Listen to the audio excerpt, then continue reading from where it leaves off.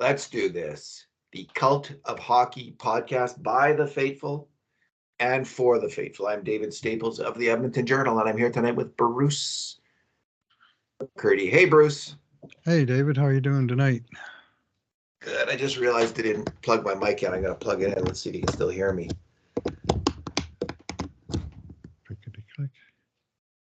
Click. Let's see. There. Yep, you're there. You can hear me? Yep, actually Default better. You can, eh?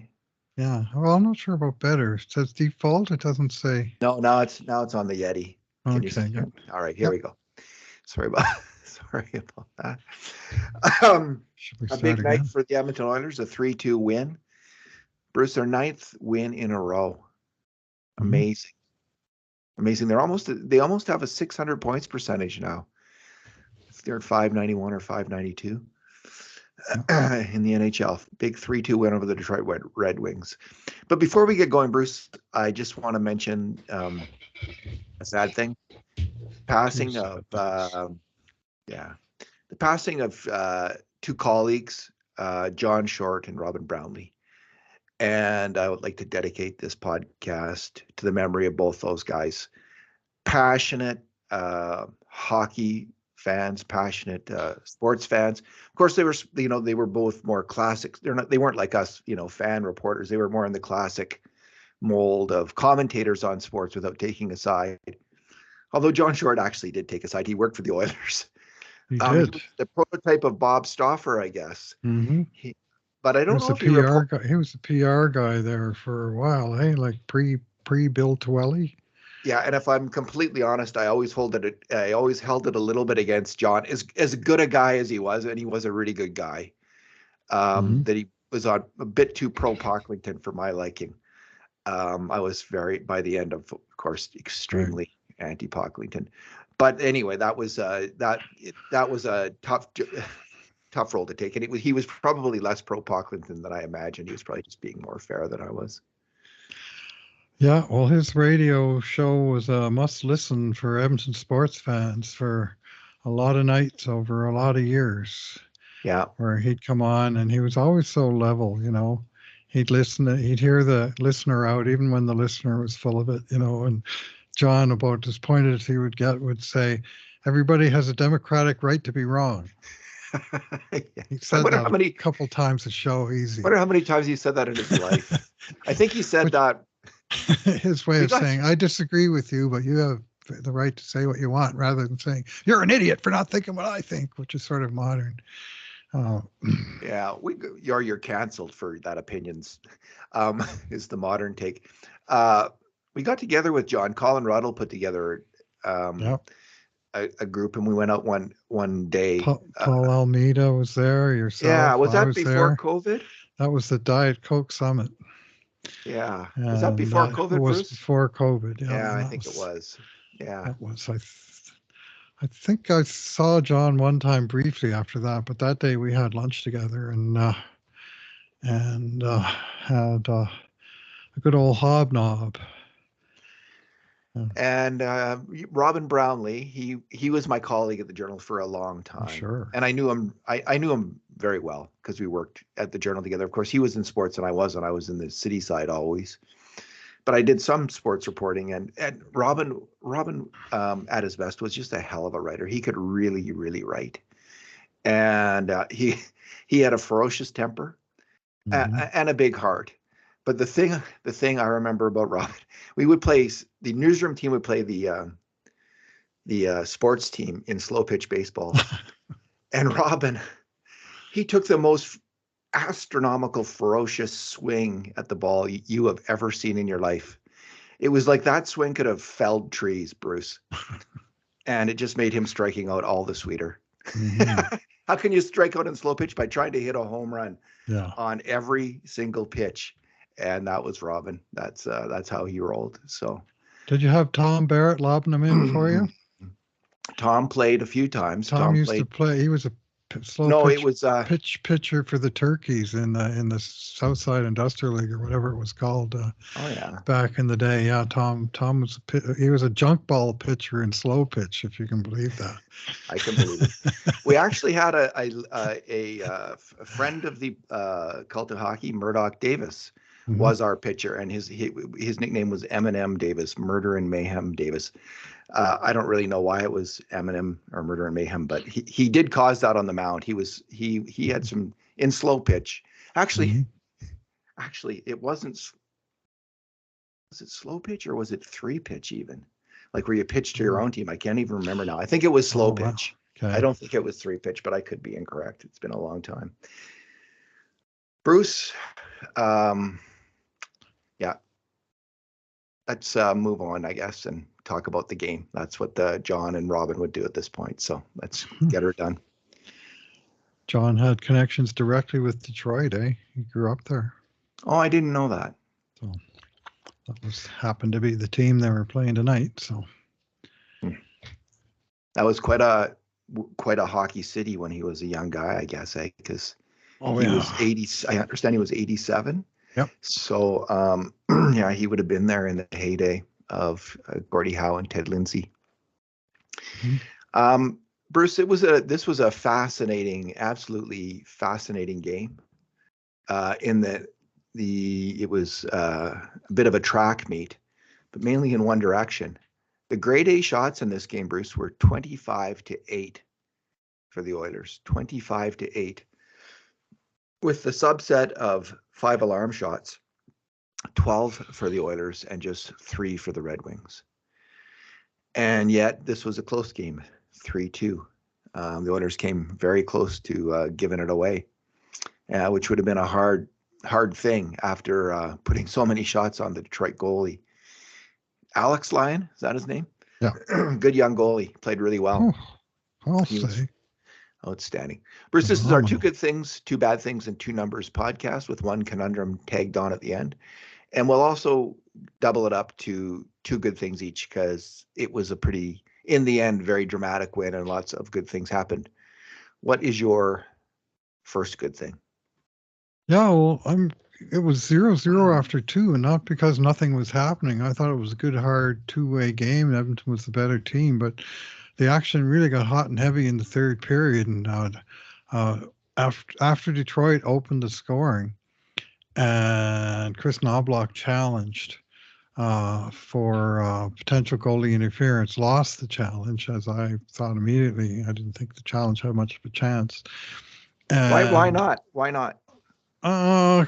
Because I thought the skater was outside the blue paint. The goalie, he had 1 foot back in the blue paint, but his glove that he was kind of swinging around was outside. And, I just couldn't see what the guy did wrong.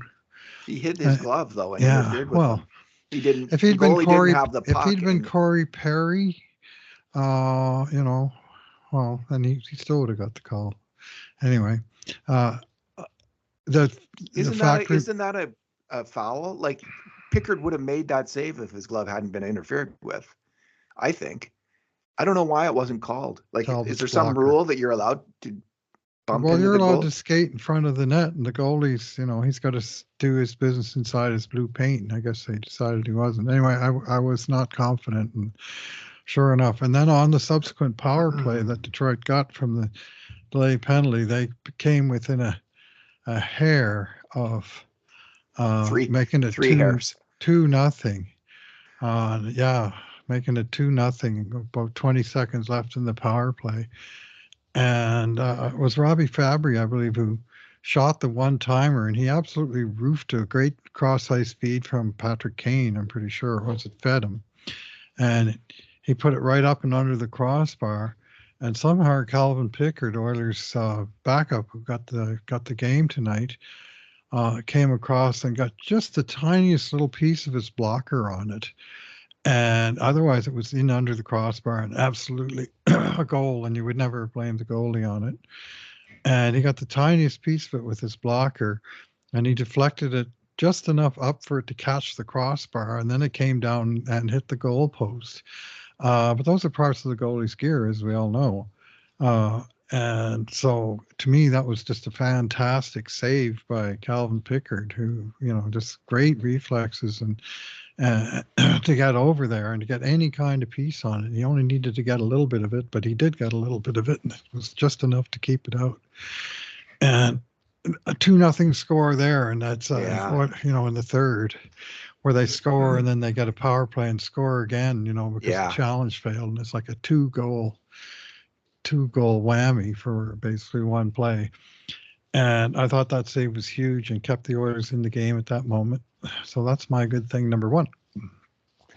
That was a pretty good thing. Hard to come back, even as dominant as the Oilers were. I guess there was about 15 minutes left at that point, but it would have been hard to come back from that one. Bruce, my good thing is the first goal that the Oilers got, and I was really worried that was offside. And I'm still not quite sure why it wasn't. Because it looked to me like certainly the puck went in before I think it was who was coming out, Nuge. The final Oiler was coming out. The puck went in before Nuge came out. But I guess McDavid delayed. So there's a scrimmage or a skirmish for the puck around the blue line, just outside the blue line, and there's people touching and it's batting around a bit, and it kind of shoots in. I think Hyman puts it in bounces it into the offensive zone. And I think what kept it from being offside, and I could be mistaken, but McDavid hesitated, it looked to me, a moment before touching the puck when he was still onside. His skates would still be onside, and he waited. He didn't touch the puck, and that wait was enough, even though the puck had crossed before the player came out. He waited, and that made it onside. Well, I thought so too, and then the replay showed that A, he didn't wait long enough, but B, it wasn't offside because the puck was deflected off the skates of a Detroit player and back so that's into the what zone. It was. Okay. So basically, Detroit legalized the play by it was just bounced off the guy's skates, but puck was going towards Oilers' goal and hit a Detroit guy and bounced back into his own end. So Detroit looked at it and decided not to challenge it, which was the right call. So that's the rule. It can just deflect off your guy. It doesn't have to be full possession or anything. Right. It deflects off you and into your zone, then it's everything's good to go. Well, then McDavid made an absolutely killer play in a night when the Oilers could not score. He went in, he scored that puck. What a great move. What a fantastic move. He goes to his backhand, pulls it to his forehand and around the pads of the goalie, stretched a goalie. Just takes such an incredible amount of skill to execute that play. And I'm glad it was on McDavid's stick and no one else's stick on the Edmonton Oilers at that moment. Because I don't think anyone else would have scored that goal, because he's just got a different level of ability and he showed it off there. If this were a Detroit podcast, I'd be singling this play out for my bad thing. And this was Detroit defenseman Jake Wallman, number 96, who had a tremendous game tonight. He blocked 7 shots, including 2 or 3 very dangerous-looking McDavid drives. Yeah. But on this play, he decided that rather than play left defense for Detroit Red Wings, he would play linesman for the National Hockey League. And when the puck bounced over the blue line, he thought it was offside, so he put his hand in the air while good. McDavid's coming in on him one-on-one. Well, guess which side McDavid goes around? Watch the replay. Watch Wallman. And he puts his hand in the air, and then after McDavid beats him, he puts his hand in the air again. He's looking around, but, it's a legal play. Here's an idea. When the puck's in play hockey. Let the officials worry about the officiating, and maybe you can worry about it too after the whistle. But while it's going on, anyway, McDavid burned him, but good, and I loved it. I remember Cece doing that a few years ago. It happened in the playoffs to the Oilers last year. Remember that overtime goal in Los Angeles where they thought the puck went into the netting, and they ruled it didn't, even though it was sort of pretty inconclusive. No, I remember. And then they scored the winning goal in overtime, and it was a huge kerfuffle. But 1 or 2 of the Oilers did this. It's in the netting thing rather than playing to the whistle, right? Yeah. And anyway, that's Wallman made that mistake this time, and McDavid burned him 3rd degree. What's your second good thing, Bruce? Yeah, my second good thing is the 2-1 goal, the go-ahead goal by the Oilers, and just the product of some tremendous pressure by McDavid, who was really going hard in this game. I thought he had a great game. Just the 1 point. Yeah, he certainly could have got one on this play, but he was the one that created the 2 jam chances in front for Ekholm. And then they were scrambling away for the rebound. And somehow Ryan Nugent-Hopkins not only found the puck, but he found Hyman and just, one whack at the puck, put it right on Hyman's tape in the high slot. And Hyman just banged it into the net before Lyon could recover his position. And the pass by Nuge in the moment, the skill and he was competing hard, which is why he had the puck in the first place. But then when he got it, he knew just what to do with it and just found his teammate in the perfect spot. And Hyman, I think he almost shot it right into the middle of the net. But what he did most importantly was he shot it right away. And before Lyon could recover, and bang, it was in the net. And the whole sequence was quite thrilling, but it was sort of a delayed reaction. And all of a sudden, hey, here's Zach Hyman in the slot with a free shot on net, bam. And all credit Nuge for that one. I think that was the critical touch out of all of them, was that sweet pass back, rather than just trying to jam it back into the goalie's pads, pull it back to a guy who's got a little room to let fly, and boom. Love it. Yeah, that was a great sequence. And McDavid's cut back play and then putting it to Ekholm that kind of kicks it all off was really the eye, like that was such an eye-opening play too. McDavid has that ability to twist back to his backhand and make a play into the slot, which is unreal. Bruce, my second good thing is the overtime goal. And what I liked about it was, first of all, McDavid, Draisaitl, and Bouchard had possession of the puck in the offensive end. And I swear 2 or 3 years ago, Bruce, they'd been out on the ice for 60 seconds. And I swear 2 or 3 years ago, they would have kept attacking.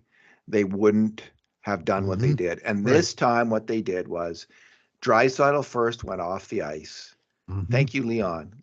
That is the right play. And he wouldn't have gone off the ice. He's gotten more disciplined on those line changes. Yeah. And he would have been tired but trying to score that goal. And maybe he would have scored it. But often they were getting scored against in such sequences. And then Bouchard and McDavid take the puck back out, which is more of a strategy now. I think everyone's kind of calmed down a bit on the OT. And when you have possession, I think all players on all teams, including the superlative players and the Oilers, that realize, well, sometimes it's just best to regroup, not just go for the net constantly. So they did. They regrouped in the middle of the ice, and Hyman took the puck in. He took a quick look at the bench to make sure that McDavid had got off the ice, and he went in there like a bat out of hell, charging the net like he does. He's got such incredible puck protection skills and ability to maintain his balance under pressure from the other team. He took it right to the net. He gets thwarted before he gets there. The puck's batting around, and Nugent-Hopkins fights for it, and the Detroit player turns it over. Darnell Nurse gets it and just slams it in the net with a fantastic shot on a difficult scramble play for the goalie. It was a great goal, and the Oilers really deserved to win this game. Did they ever? And that was a fitting end to it. 47-17 shots. I guess they deserve to win this game. Yeah. And that, they just were not to be denied. They kept coming and coming. I got the lead. Once they got 2-1, I thought, they're looking good to win it in regulation until my bad thing. And then they did ultimately pull it out in overtime. Hyman, I mean, that move, that little where he dips his shoulder and ducks around the defenseman, he's doing it more and more efficiently. He's got such confidence that he's playing with right now. He'll take on guys one-on-one like no problem and drive to the net, and he's relentless. He's like Marian Hossa out there. He's I mean, seriously, that's what he looks like. His offensive game has just blossomed. He seems just so much more confident shooting, carrying everything with the puck. He just keeps getting better and better. And this is what is he, like 31, 32 now? Like it is incredible what we're seeing from him. So which is really good because he's got a long-term contract, as does Nuge. So excellent that they're playing so well. He had a goal assist tonight, and he didn't get a point on that play, which was officially scored as unassisted because it was a sort of a Yeah, desperation turnover. clear by Detroit that went to Nurse for the Yeah. burial. But we scored, all three guys, Hyman, Nuge, that were creating the chaos in front, and of course the goal scorer as having positive contributions to that goal. And certainly Hyman was one of them. Another splendid game for him. Goal assist, 2 points plus 3. The 3-2 win. Well What's done, not to Zach like? Hyman. What's your bad thing, Bruce? Well, it's got to be that 2-2 goal. Oh man, that was exasperating. Jeez. And I mean, Edmonton did very little wrong, and even on this play, I mean, if you want to criticize Darnell Nurse, who's He was great tonight, I thought. Yeah, but he was, he deflects more pucks on his own net than anybody, and we've noticed this for years. Yeah, he does. And I still don't know what he did wrong. Like the guy was trying to whip a pass across the slot, and it catches Nurse's skate, and it goes right into the crease, and Pickard's somehow able to keep it out, but he can't find the rebound. It's just laying there on the goal line, and Ollie Mata is the closest guy going forward towards the puck, then all he has to do is touch it in, whereas an Oiler would have to get his stick around the puck and pull it out, and they just couldn't quite get to it. Cece tried to reach over the net. He was behind the net. He couldn't quite get it, and it was just a lucky bounce, which, the Oilers didn't get a whole lot of lucky bounces in this game, and they didn't get one there, but it was just 4 minutes left, and sort of thinking maybe this isn't our night after all. But in the end, justice prevailed. Yeah, that was a puck so wide open, even Ollie Mata could score. Was that the first goal of his career? Not quite, but he's a good player. But I don't think he's a goal scorer first or second. He's a play. He's one of those guys who'll get 3 goals and 27 assists. When he does score, it'll be high assist to goal ratio, I would think. He's got one. He had 1 goal going into the game tonight, and he has scored 2 now. 38 goals. He had 9 goals in his first year in Pittsburgh. So he was a fairly high draft pick, so he maybe had lots. Yeah, he's a very mobile player, but he's more a puck mover than. Yeah, he was drafted in the 2012 draft, and here, just let me see, 22nd overall. Not as high as I had thought. Bruce, my bad thing is the Oilers' puck luck in the first couple periods, especially. They did start to get some luck as in the the bounce went to McDavid to get that puck. There's the save that went off Pickard's blocker, and then there's two goes off the crossbar on the post. So then Hyman's goal, there wasn't really a bounce there, but it was a scramble play. And then the overtime goal also, there was some good bounces, and they almost scored even earlier. They did score, but 9 they didn't seconds count. Left. Yeah. Derek Ryan did put his hand on that puck. I was worried he was going to get a 2-minute penalty because I actually thought he might have grasped the puck, and which is against the rules. But I was glad that I didn't think it was going to be a goal. But I'm glad it wasn't a penalty. But in the first 2 periods, Bruce, the Oilers, they just kept firing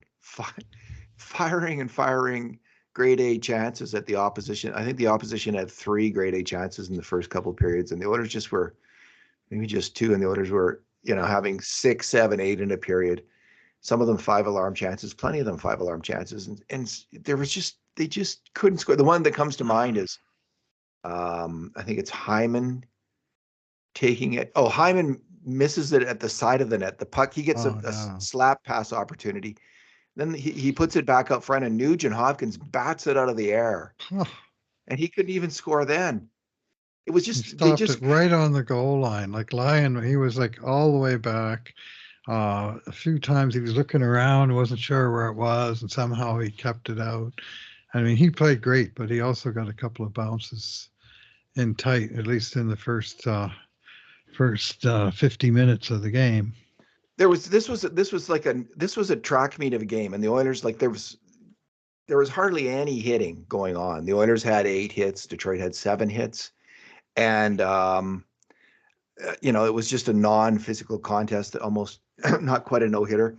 And if you go by expected goals, based on their grade A shots, how many great shots the Oilers had compared to Detroit, the score in this game should have been, we had it at about 6 or 7 goals for the Oilers and 2 for Detroit, is what you'd expect based on the shooting that we saw in this game. So the Oilers should have won by 4 or 5 goals, and they just had bad puck luck, and Lyon played very well in the nets, and that's hockey. That's how it works.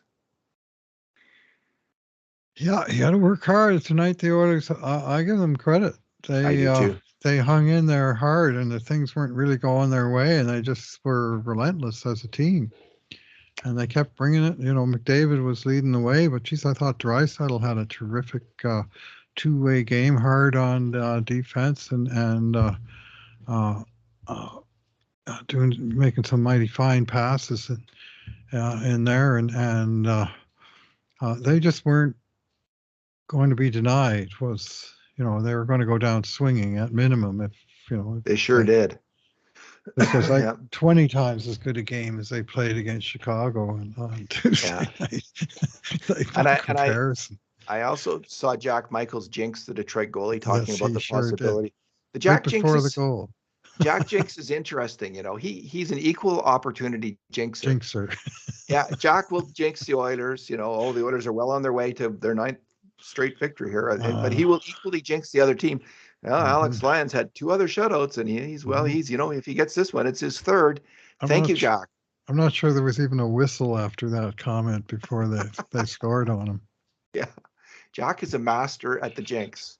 Like, there's no one better than him, and I've come to accept it now that I see that he's an equal opportunity jinxer, and he applies it to the other team.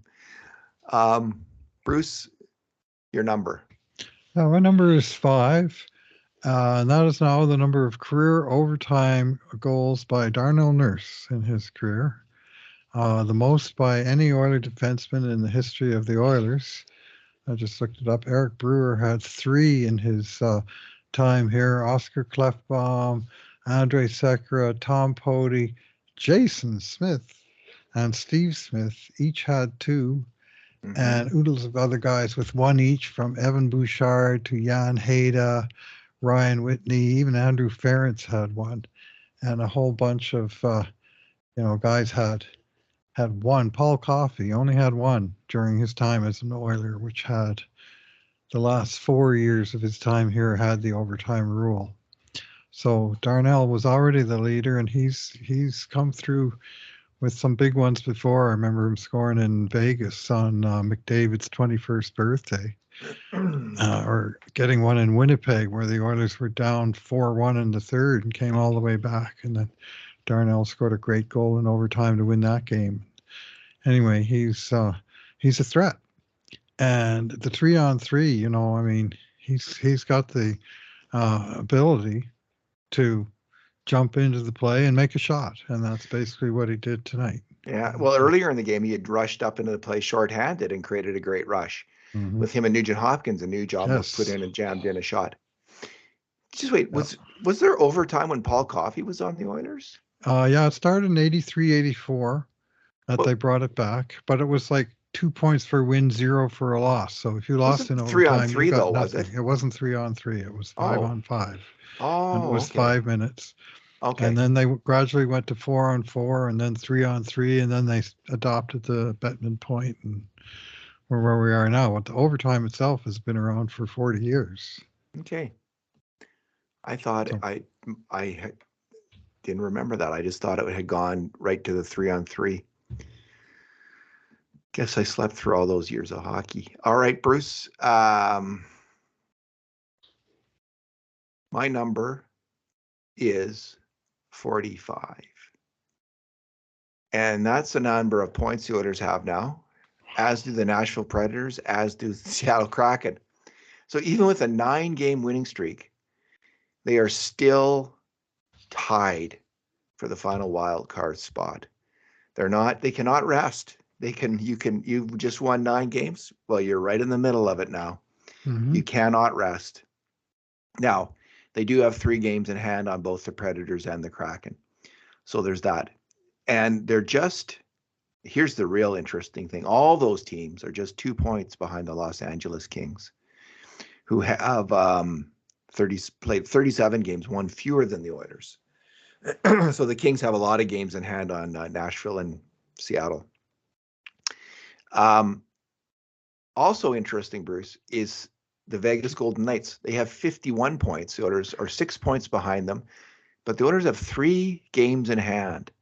So if the Oilers win those 3 games next and extend their winning streak to 12, they would be tied with Vegas, having played the same number of games. So things are really interesting in this wild card race. The Oilers have an opportunity, if they keep playing, this well, like, they're not going to win every game, but they're easily going to make the playoffs. I mean, they're just dominant right now. They really are a dominant team. And this isn't being done with mirrors or by chance or luck. They're just crushing. Most nights they're absolutely crushing the other team when it comes to grade A shots. So, beating them by 5, 6, 7 grade A shots per game. It's very impressive. And tonight it was more than that. It was 12-3, for 5 alarms. And what was it for grade A's? 25-8. So they had 17 more grade A shots. Yeah, better team won tonight for sure. For sure. So that's my number. Some good news for you, semi-good news. LA lost again tonight in overtime at Florida. So they're up to 48 points, but the Oilers gained ground on them again for like the 7th game in a row. LA's lost 7 straight.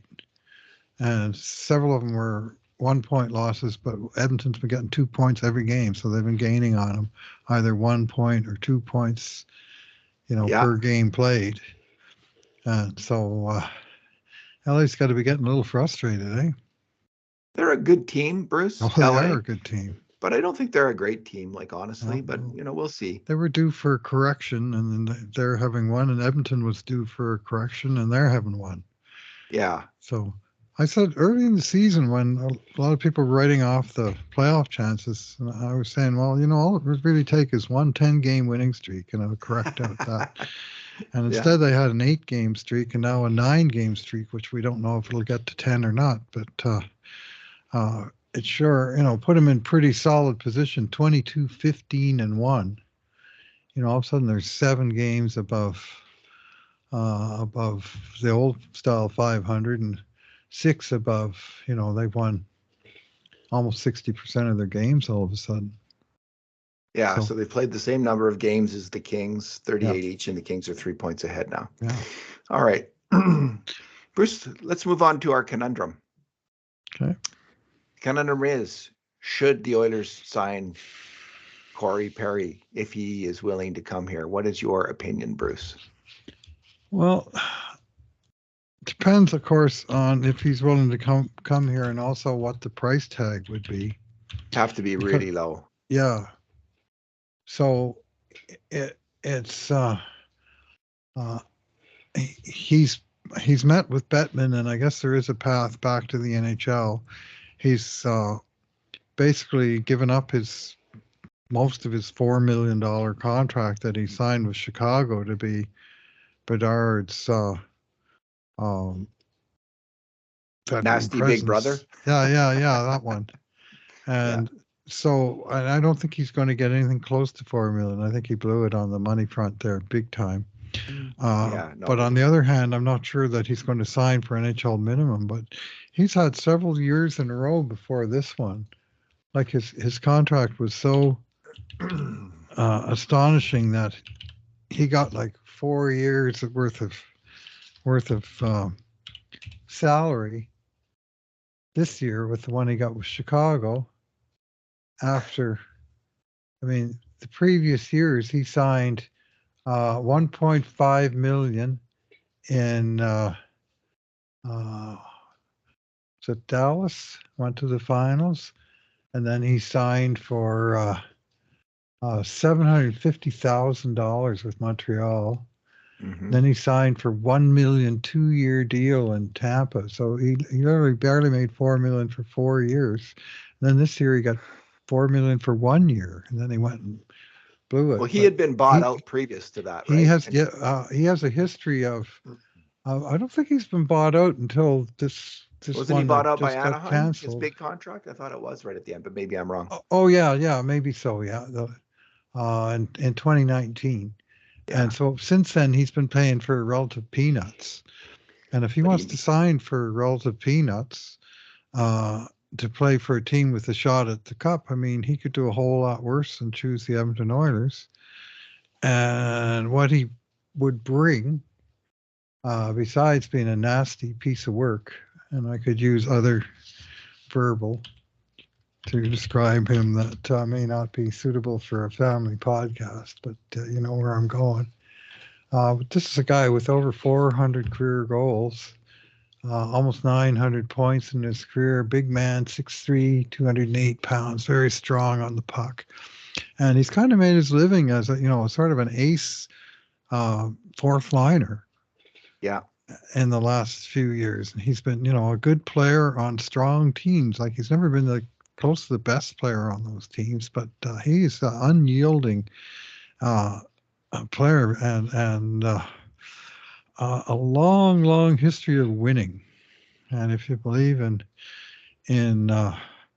having some of that on your team, and someone pointed out today that the last team to win the Stanley Cup with no previous Stanley Cup winners on their team was the 1989 Calgary Flames that had no prior Stanley Cup winning experience in the roster. Is that true, though? I was trying to find an example of a team that that had nobody, and there always seems to be this one guy, right? Okay. That was fascinating. That blew me away. I had no idea. It always seems to be this one guy. They can bring in somebody who's done it. And anyway, it's subject to video review. Let's put it that way. Okay. And it might take longer even than that offside call the other night to brute force check all of that.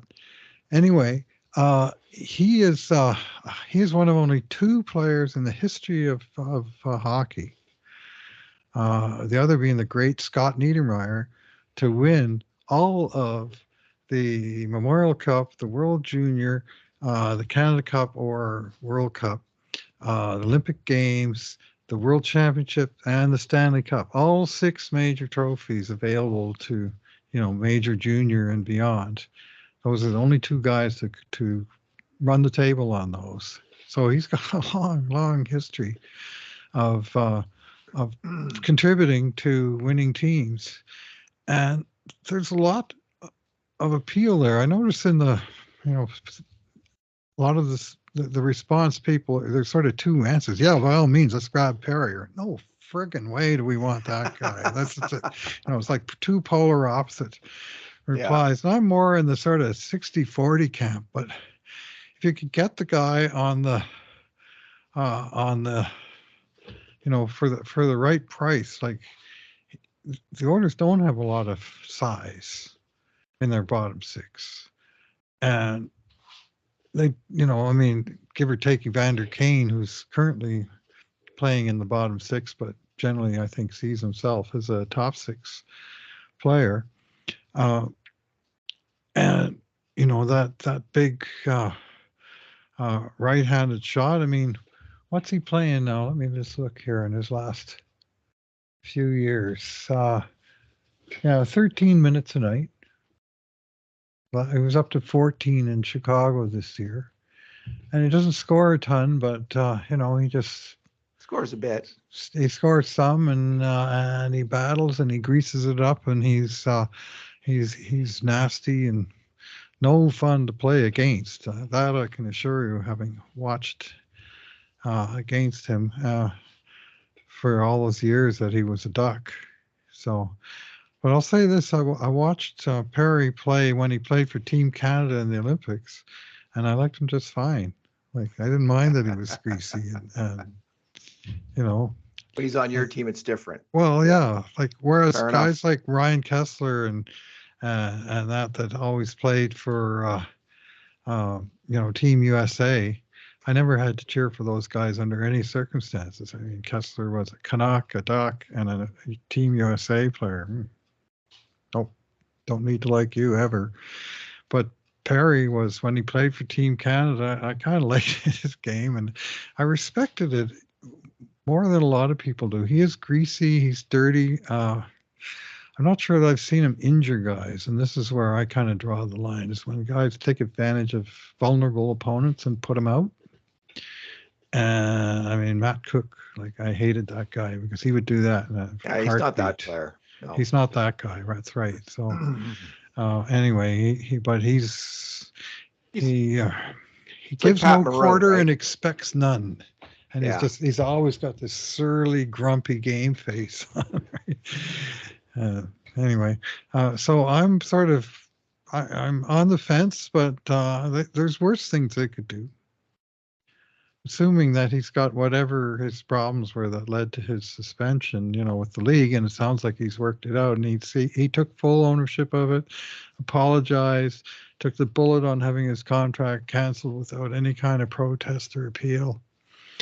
And now presumably he's paid his debt to society. So that apology, it's worth due diligence. I'll say that. And if Ken Holland isn't doing due diligence, he's not doing his job. Yeah. I think that apology went a long way. There had been a lot of ridiculous and foolish rumors floating around. Anyway, he cleared the air, Perry. He didn't, we still don't know exactly. We still don't know exactly what it is, but he did completely own it, completely apologize, and say he was going to correct the problem in his life, which was alcohol. Mm-hmm. So good luck to him on that, and good luck to him if he signs with the Oilers and not otherwise. If he signs with someone else, no. Bruce, I have the same. In the Eastern Conference again. Yeah, I don't have much to say. I'm if he can still play, and that's for the Oilers management to determine. Like I didn't watch him play in Chicago, didn't focus on him. So if it's determined he can still be a reasonable facsimile of the Corey Perry we've seen the last couple of years, that's a useful player, and I hope the Oilers do sign him, because I agree with you. I think they could use another big physical player on their bottom line, especially when it can score now and then. I mean, he obviously he would compete right away for Adam Ernie's job. I'm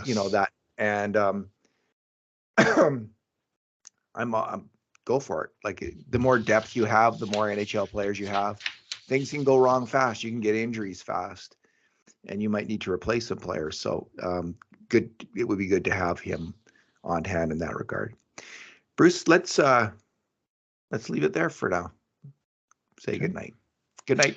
Thanks for talking, Bruce. Yeah, thanks for listening, everyone, and rest in peace, John and Robin. And in the meantime, and in between times, this has been another edition of the Cult of Hockey podcast.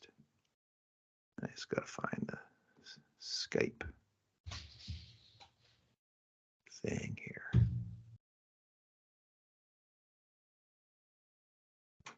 Where it went. There we go. Good night.